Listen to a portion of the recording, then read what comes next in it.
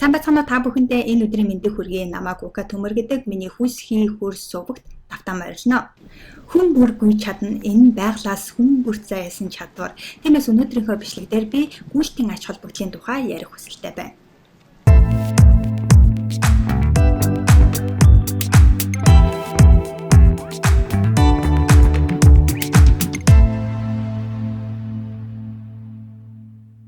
Гүүх дуртай миний хувьд гүйлт бол дасгалуудын хаан гэж болно.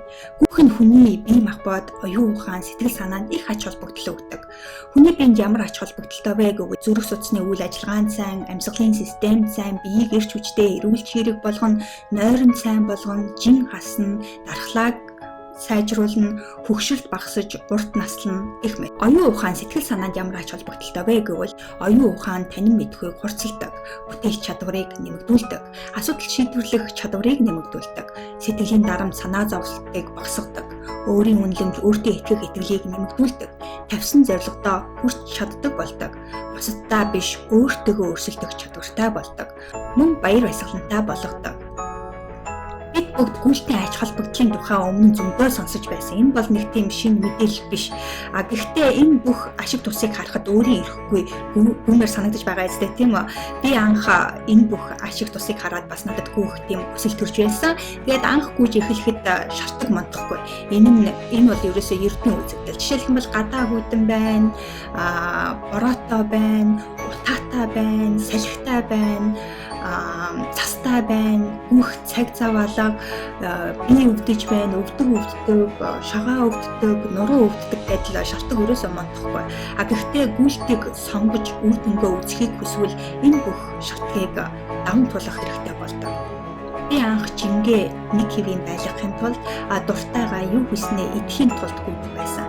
Харин гүйдэг болсноос хойш энэ зорилго өөрчлөгдөж эхэлсэн. Одоо миний гүйдэг зорилго олон янз.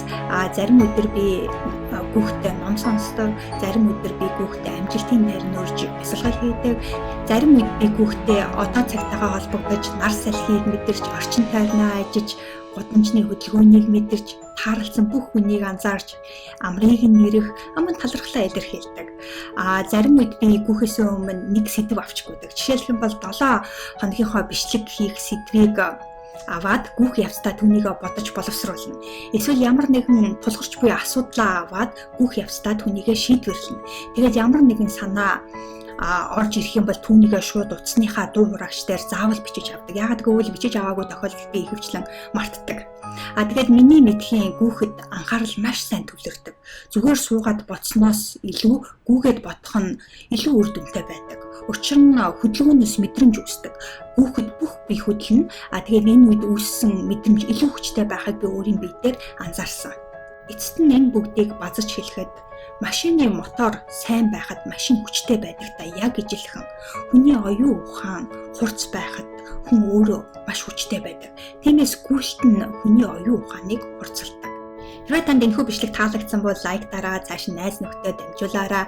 Мөн иймэрхүү бичлэгүүдийг мөн амжилтын тайрны урмын үгсийг өөрийнхөө мэйл хаягаараа хүлээн авах хүсэлтэй бол яг одоо uka.com руу ороод миний захин мэдээлэл бүртгүүлээрэй.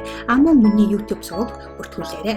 Хүс хий хөр зөвхөн таны өөрийн хүсэл эрмэлзэл таныг амжилтанд хүргэнэ.